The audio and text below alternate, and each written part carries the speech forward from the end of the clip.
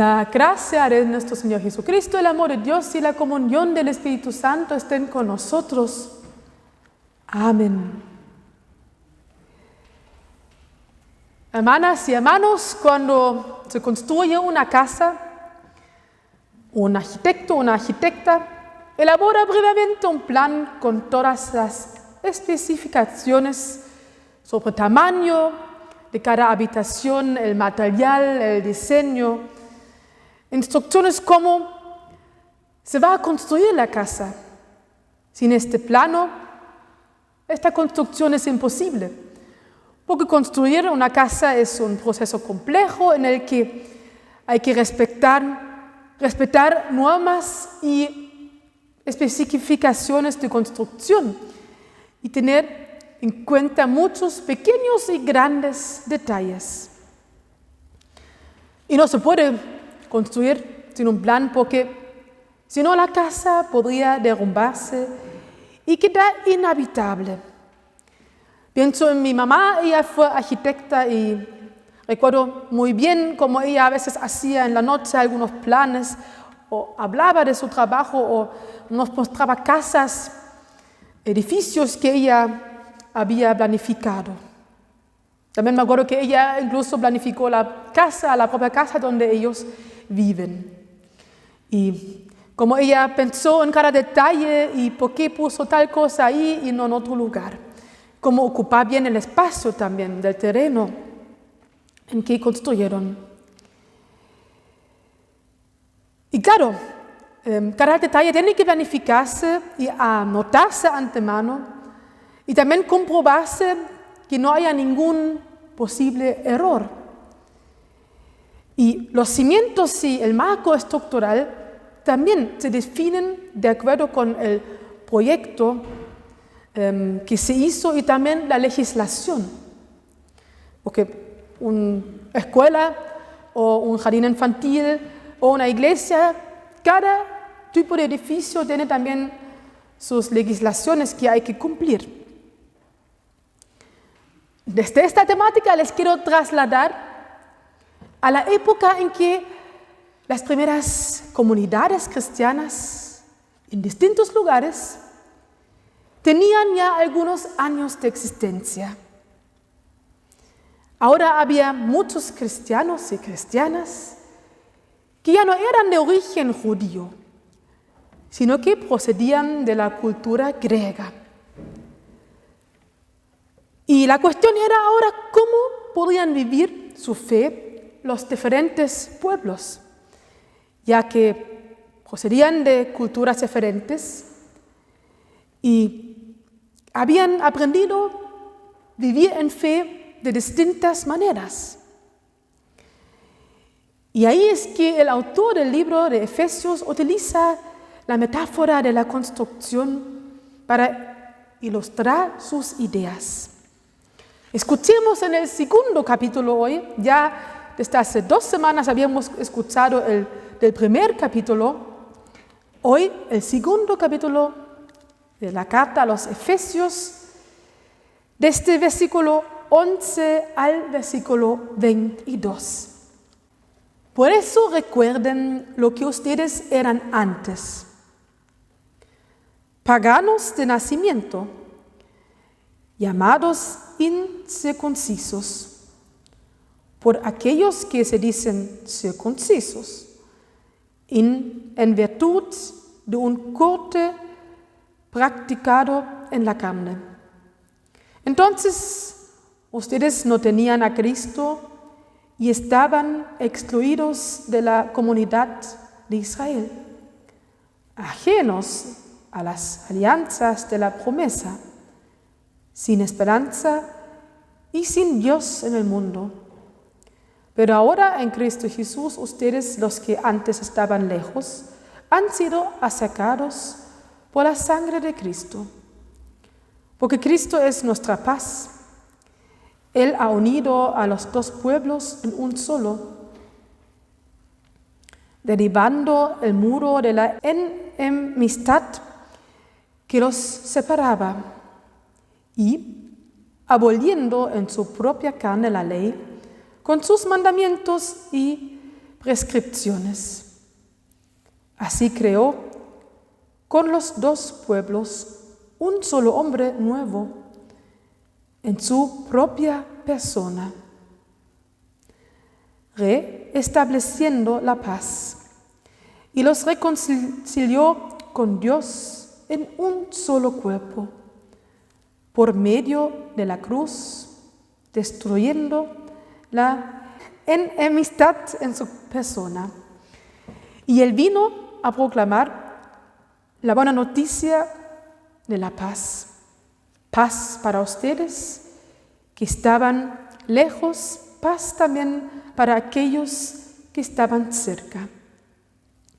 Porque por medio de Cristo, todos son distinción, tenemos acceso al Padre en un mismo espíritu.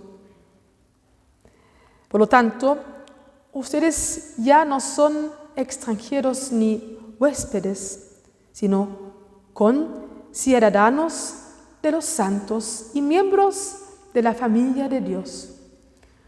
Ustedes están edificados sobre los apóstoles y los profetas, que son los cimientos, mientras que la piedra angular es el mismo Jesucristo. En él todo el edificio bien trabado va creciendo para constituir un templo santo en el Señor. En él también ustedes son incorporados al edificio para llegar a ser una morada de Dios en el Espíritu. Dios bendiga a nosotros esta palabra. Hay algo que está muy claro. Diferentes grupos de personas que han conocido distintas maneras de vivir la fe. Aquí se menciona al comienzo, ¿no es cierto?, los judíos que estaban todos circuncidados y los que no estaban circuncidados o circuncisos. Ellos son distintos grupos, pero queda muy claro el mensaje de que en el cristianismo, en las nuevas comunidades que creen en Jesús, ambos deberían convivir y no fijarse más en esta diferencia que tenían. Personas de origen judío y de origen griego o no judío. Y estuve pensando que, hasta hoy en día tenemos esta costumbre de clasificarnos en diferentes grupos, según nuestro origen, según nuestra nacionalidad, nuestras culturas, los idiomas que hablamos, nuestra apariencia y otras diversas características.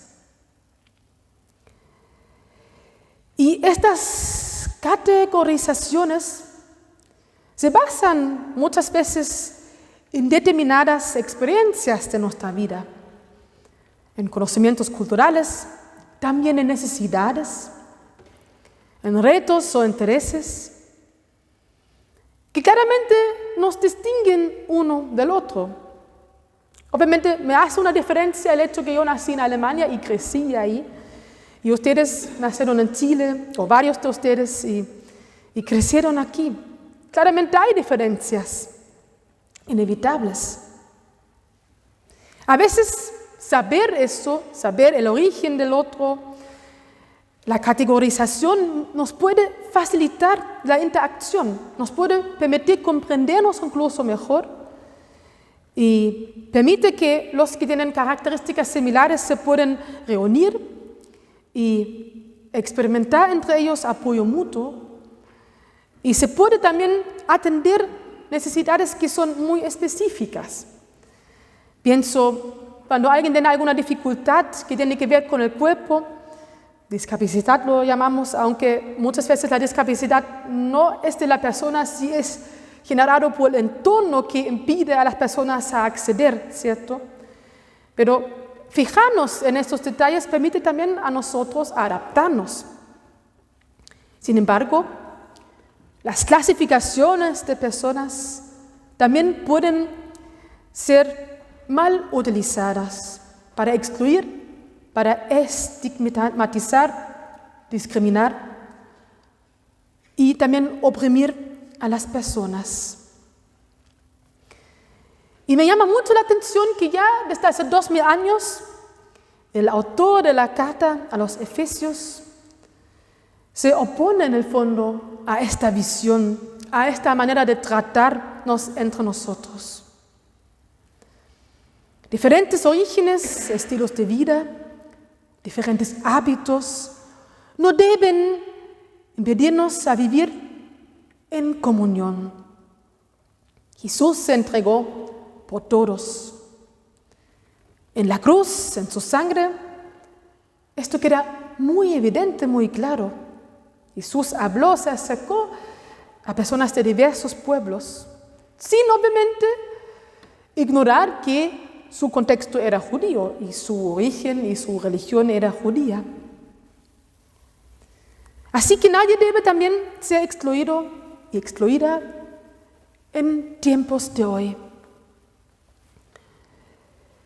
La carta a los Efesios se pronuncia muy claramente contra la discriminación, la opresión, la humillación de ciertos grupos y se pronuncia también claramente a favor del respeto, del reconocimiento, de la apertura de los espacios, de la integración de todos. Me imagino, y ahí vuelvo de nuevo al tema de la construcción, me imagino la comunidad cristiana como un edificio y como hemos oído, cada edificio necesita un fundamento estable, que todos y todas las partes del edificio tengan en común, sobre el que todos se apoyan, una base común también reconocible e igual para todos. Aquí se mencionan en esta carta los apóstoles y los profetas como un fundamento, las escrituras. En nuestra iglesia es lo más importante, es la base de nuestra fe, es el único fundamento, la Biblia, la única norma en la que nos orientamos, por la que nos alineamos, sobre la que construimos nuestra comunidad. Y Jesús aquí está descrito como piedra angular que mantiene unido el edificio de la iglesia, sin la cual la casa de nuestra comunidad se derrumbaría. Pero este edificio de la iglesia, de la comunidad, no es una casa normal que se construye según un plan y se termina y ya no se hace nada más. Esta casa tiene la diferencia con esta metáfora de la construcción que sigue siempre creciendo, cambiando, ampliándose, reconstruyéndose en algunas partes, siempre cuando se basa en las Escrituras y se utilice a Jesús como elemento de unión, piedra angular, que ayuda y que lleva a que prevalezca la paz y la armonía entre las distintas personas que vamos, que habitamos esta casa. Y la ampliación o remodelación puede hacerse de muchas maneras diferentes. Vuelvo a decirlo, mientras se mantiene a Jesús como la piedra angular y la Escritura como fundamento. Si hacemos eso, puede crecer la casa hacia arriba, hacia los lados, Se puede renovar, adaptar, modernizar. Estoy pensando en nuestros propios edificios de nuestra comunidad El Redentor, que también han sido cambiados, renovados, ampliados, adaptados a las nuevas necesidades. Este templo se ha pintado varias veces. Cuando la enredadera hizo daño al muro, se sacó la enredadera, aunque fue muy bonito y a muchos les gustaba mucho. Se puso rampas de acceso. Incluso se pusieron ventanas. Esas ventanas no estaban originalmente, la de acá tampoco. Se construyó hasta otro edificio, la iglesia San Pablo, para acercarse a las personas que viven en la comuna de Vitacura y Las Condes. Así que, tal como hemos hecho cambios realmente en lo físico, en los edificios, nuestra iglesia también puede y debe adaptarse constantemente a las necesidades de las personas que llegan. Y a todos se le debe conceder el derecho de domicilio. Todos deben sentirse cómodos y cómodas y experimentar el amor de Dios, encontrar protección y tener la posibilidad de descansar y de disfrutar.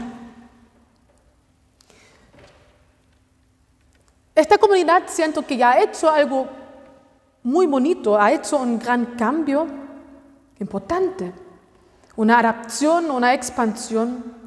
Así que tenía experiencia en acercarse, en cambiar. Por ejemplo, en los años 60, 70, cuando se abrió a la sociedad chilena y se comenzó a celebrar los cultos y actividades en español. Y desde este tiempo muchos miembros se han unido y se sienten cómodos y cómodas hasta el día de hoy. Y se ha también iniciado muchos nuevos eventos, se ha puesto en práctica nuevas ideas, como el coro que se fundó desde hace nuevos años, o los cultos de jóvenes. Se volvió ahora a iniciar un nuevo grupo de jóvenes que espero que siga creciendo,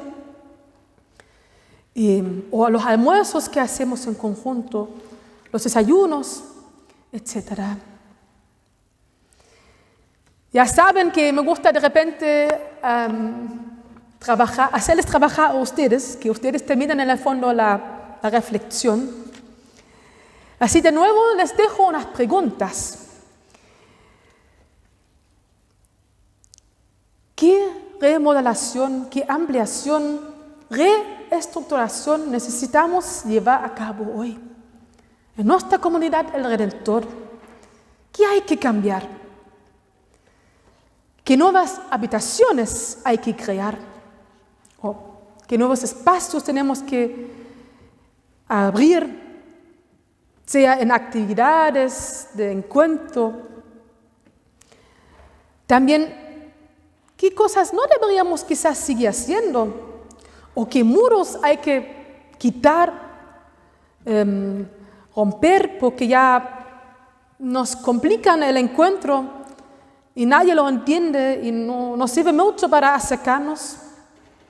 Ahí me refiero a quizás hábitos, costumbres, formas de cómo comunicamos. Pero también preguntarnos, obviamente, ¿qué parte estructuralmente significativa debe conservarse? Y no debe ser destruida o sacada, quitada. ¿Qué es lo que preserve nuestra identidad para que podamos hacer vivir el amor y encontrarnos con Jesús para que prevalezca la paz? Y también quiero obviamente preguntar, ¿para quiénes deberíamos crear nuevos espacios? ¿A quiénes deberíamos invitar? Y la paz de Dios, que es más grande, guarda nuestras mentes y nuestros corazones en Cristo Jesús. Amén.